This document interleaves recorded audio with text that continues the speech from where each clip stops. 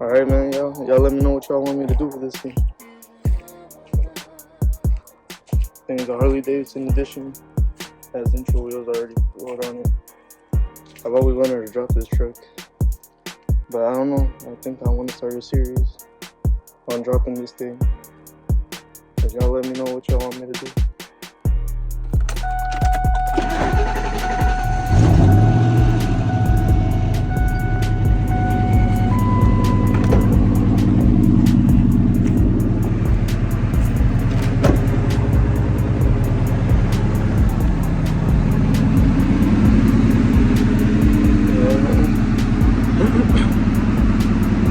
It obviously looks better in person, but can't really show it to y'all.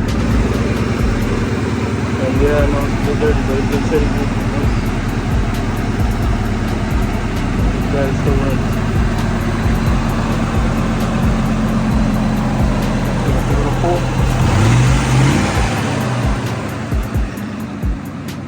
It runs strong, it's healthy. Y'all let me know.